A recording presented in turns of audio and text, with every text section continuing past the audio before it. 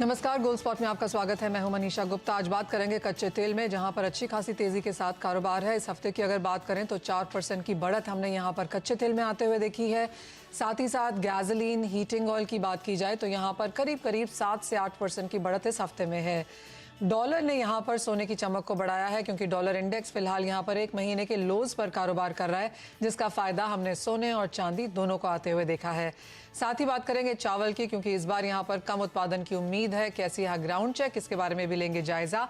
इन सब पर बात करने के लिए हमारे साथ हैं केडिया कमोडिटीज के अजय केडिया, कोरक सिक्योरिटीज के Ravindra Rao, India Boolean and jewellers association के सेक्रेटरी सुरेंद्र मेहता, साथ ही चावल पे बात करने के लिए all India rice exporter association के प्रेसिडेंट नथीराम गुप्ता।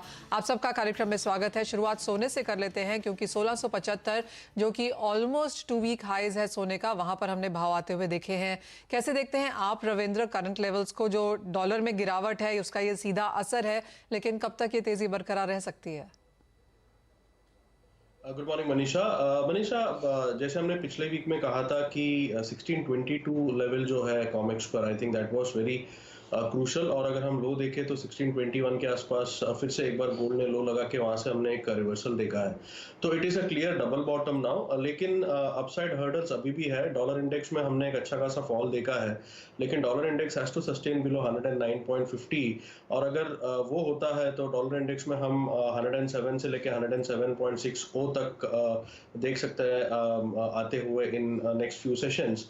डॉलर इंडेक्स में नीचे आने का मेन रीजन यही है कि जो फेड का एक्सपेक्टेशन था नवंबर मीटिंग में 75 बेसिस पॉइंट हाइक का, now that has come down. अगर आप फेड वॉच टूल देखें तो it was somewhere around 97% last week में, now that has come down to 39%। This is after जो फेड गवर्नर्स है उनका जो स्टेटमेंट्स आया है, I think that is indicating कि फेड को थोड़ा सा स्लो डाउन करना पड़ेगा, बिकॉज जो भी डेटा पॉइंटर्स आ रहे हैं यूएस से, that is indicating towards slowing economy. और वही रीजन है जिसके वजह से डॉलर इंडेक्स में हम एक फॉल देख रहे हैं। प्लस दूसरे सेंट्रल बैंक जो है वो अभी इंटरेस्ट रेट बढ़ाएंगे, तो I think that might pressurise dollar index.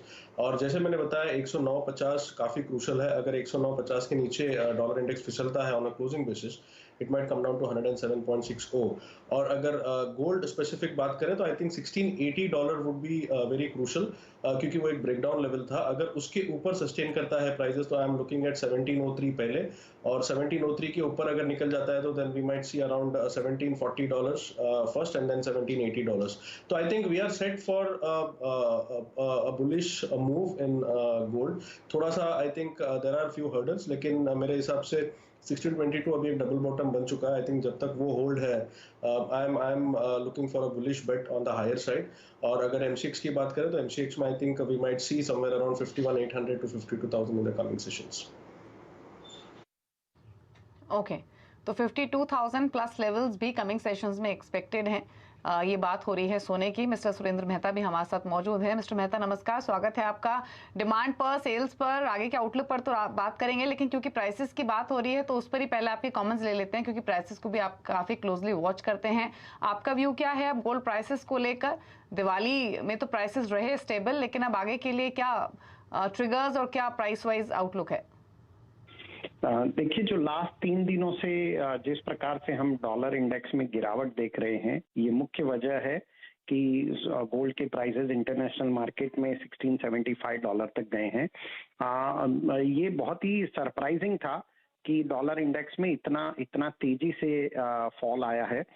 मेरा मानना यह है कि जो पूरा अगर हम ईयर की रेंज देखें तो ईयरली बॉटम $1615 था। $1615 एक बॉटम बनाया था, और वहां से ये आगे बढ़ता हुआ जा रहा है। यदि ये 1684 के लेवल को क्रॉस करता है, और मुझे लगता है कि शायद ये आज ही क्रॉस कर देगा 1684 के लेवल को, तो हम जो नेक्स्ट इसका जो मेरे हिसाब से टारगेट होगा वो $1742 का होगा। नीचे में हो सकता है कि हम कल फ्राइडे क्लोजिंग में हम 1642 से 1647 के बीच में एक बार जरूर देख सकते हैं। But it is bound to, gold जो है वो एक बुलिश के पैटर्न की तरफ जा रहा है। और भारतीय बाजारों में क्योंकि रुपया बिल्कुल 8250 के आसपास अभी भी टिका हुआ है डॉलर इंडेक्स के इतना गिरने के बावजूद भी, तो भारतीय बाजारों में मुझे लगता है कि सोना बहुत जल्दी हम 52,500 को क्रॉस करते हुए न देखेंगे।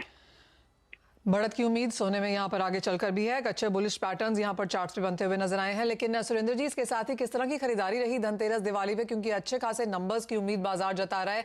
वही नहीं, जो आप लोगों की धनतेरस के जो दिवाली की ट्रेडिंग होती है, मुहूर्त ट्रेडिंग होती है, उसमें भी अच्छा खासा यहाँ पर पार्टिसिपेशन हुआ है। जी बिल्कुल। जो धनतेरस के दिन ज्वेलरी का सेल जो था, इस बार 2 दिन धनतेरस थी, तो ज्वेलरी का सेल लगभग 39 टन के आसपास रहा, which is equivalent to 19,500-600 crore of rupees. और बहुत ही सरप्राइजिंगली पहली बार हमने मुहूर्त ट्रेडिंग में देखा कि with in minutes 196 kilo gold trade हुआ था।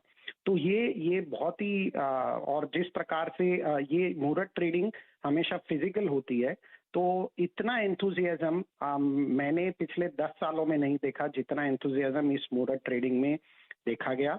और जितने भी बुलियन ट्रेडर्स वहां पे जो मुहूर्त ट्रेडिंग में आए थे, वो सब लोग जितने भी हैं, वो सभी लोग थोड़ा सा बुलिश पैटर्न की तरफ ही हैं कि यहाँ से गोल्ड डेफिनेटली $1700-1800 की तरफ मूव होता हुआ सभी को नजर आ रहा है।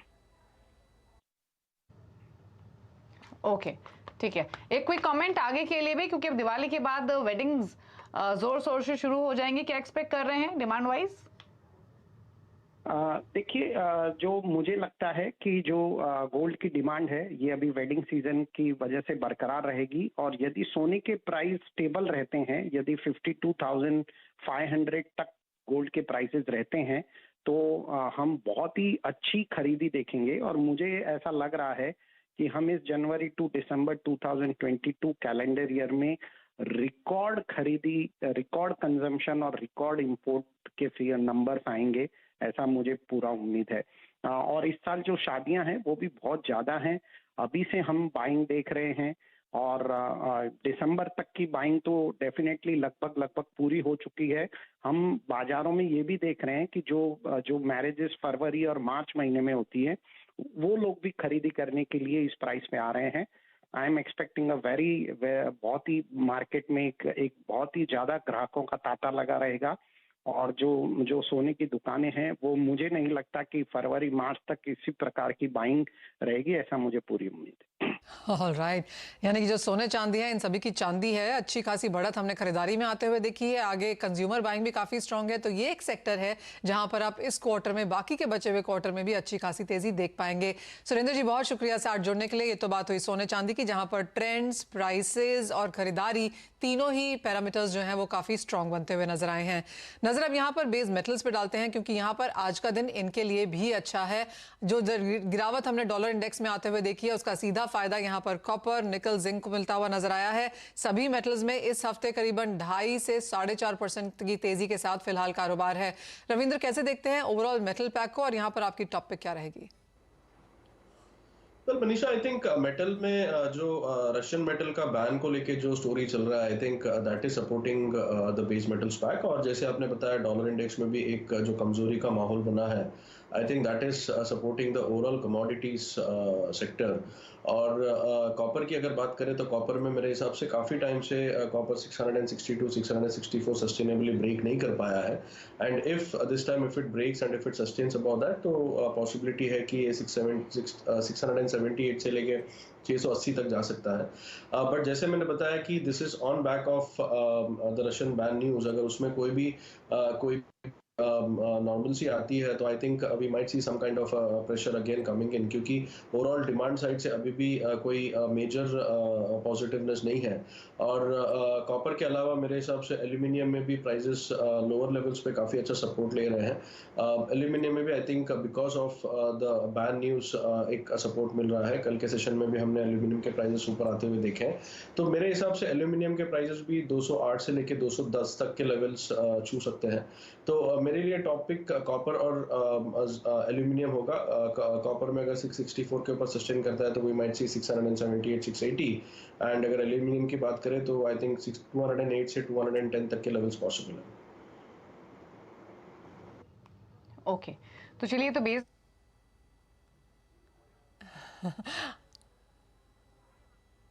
ऑलराइट, अब इनफैक्ट एनर्जी पैक पर एनर्जी पैक्ट पर एक नजर डाल लेते हैं, क्योंकि कच्चे तेल पर सबसे पहले व्यू ले लेते हैं, जहां पर हमने वापस से प्राइसेस में थोड़ा सा उबाल आते हुए देखा और 2 हफ्तों के ऊपरी स्तरों पर आकर कच्चा तेल कारोबार करते हुए दिखाई देगा। ब्रेंट का भाव भी $96 के नजदीक ट्रेड कर रहा है और M6 पर भी 7250 के नजदीक प्राइसेस आ चुके हैं। अजय, आपका क्या व्यू है क्रूड प्राइसेस को लेकर? कई सारे फैक्टर्स हैं जिसने सपोर्ट किया है इस तेजी को, फिर चाहे वो यूएस की इन्वेंट्री हो या फिर क्रूड का जो रिकॉर्ड एक्सपोर्ट हुआ है वो है। आप बताइए कैसे देखते हैं फिलहाल प्राइसेस को? Very good morning.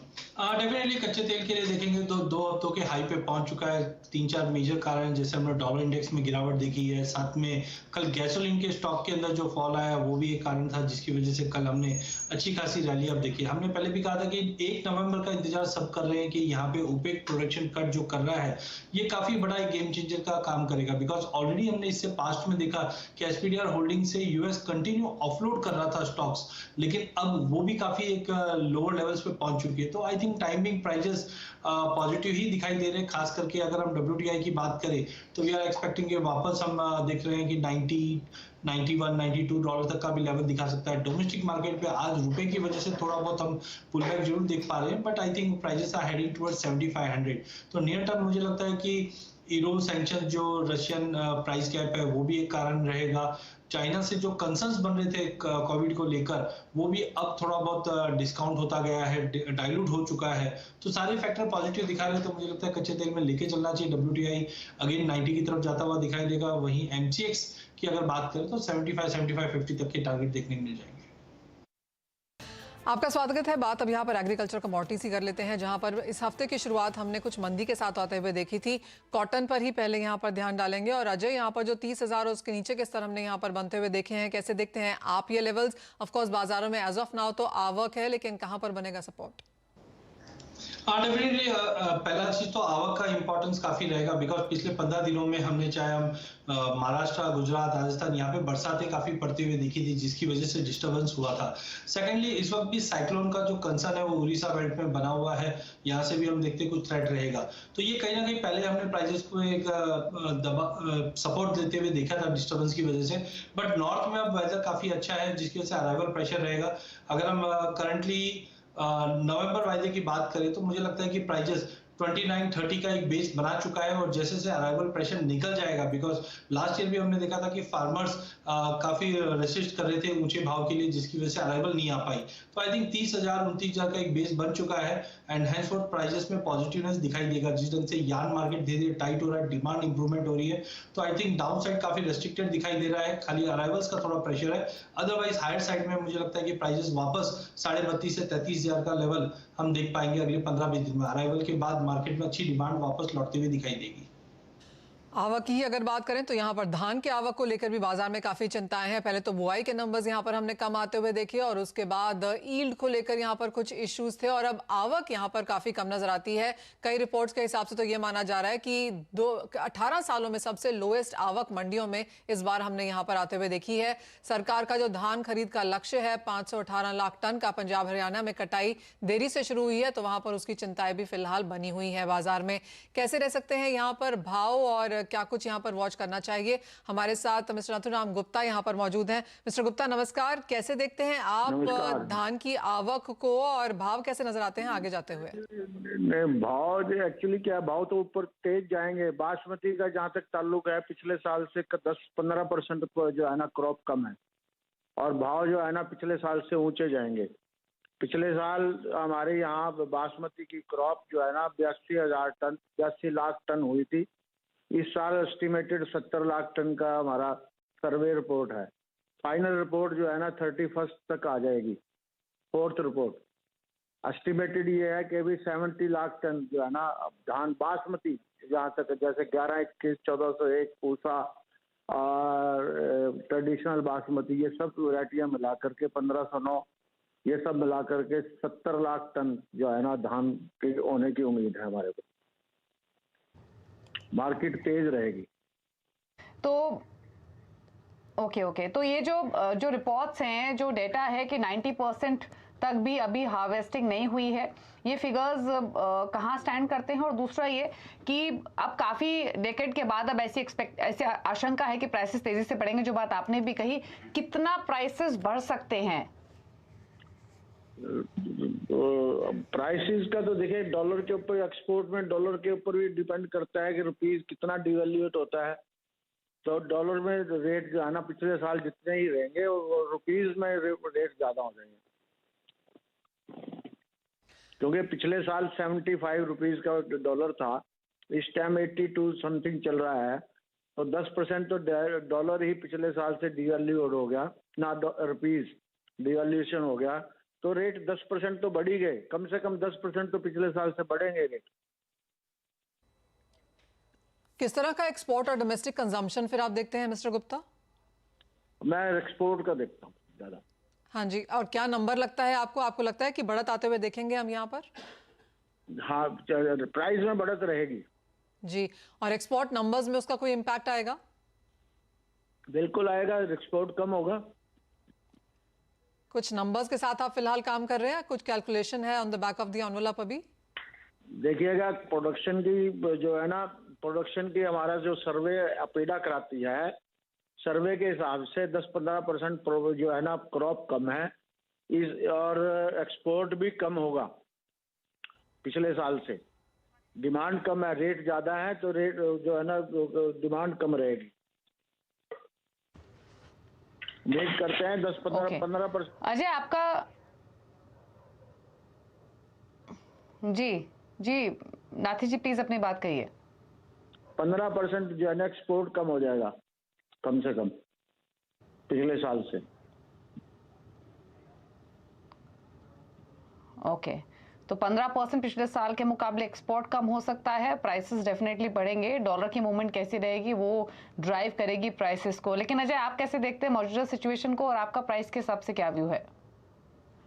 देखिए, अगर पैडी हम 11-21 की बात करें तो डेफिनेटली प्राइसेस काफी एलिवेटेड लेवल्स पे और एक्सपोर्ट डिमांड हमें लगता है कि काफी कंटिन्यू रहेगी। और जैसे इन्होंने भी कहा कि फिजिकल मार्केट में अगर हम देखें तो प्रोडक्शन पे इम्पैक्ट हो, साथ में जो साइक्लोन अभी हम देख रहे हैं इसका भी इम्पैक्ट पड़ेगा। तो ओवरऑल टाइट सिचुएशन बननी है।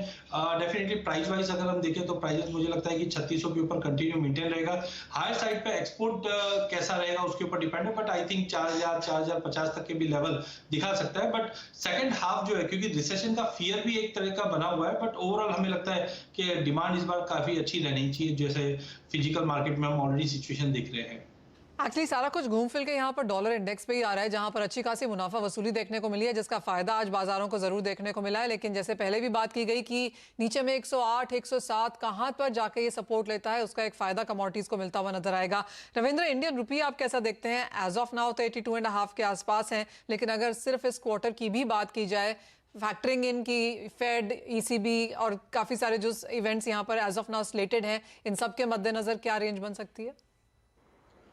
वेल मनीषा, मेरे हिसाब से स्पॉट अगर देखें तो अपर लेवल्स पे एक रिजेक्शन आ रहा है। अगर हम पहले का जो इसका मूव था टुवर्ड्स 82.82, वहां से एक रिजेक्शन देगा towards 82 and then again an up move towards 83, close to 83 और फिर से एक रिजेक्शन। तो मेरे हिसाब से कहीं ना कहीं जो टॉप है वहां पे एग्जॉस्ट होते हुए दिख रहा है, but I will wait for it to close below 82। अगर 82 के नीचे क्लोजिंग आ जाता है तो वी कैन से कि एक शॉर्ट टर्म टॉप बन चुका है इसमें, and it might head towards 81.60 and then 81।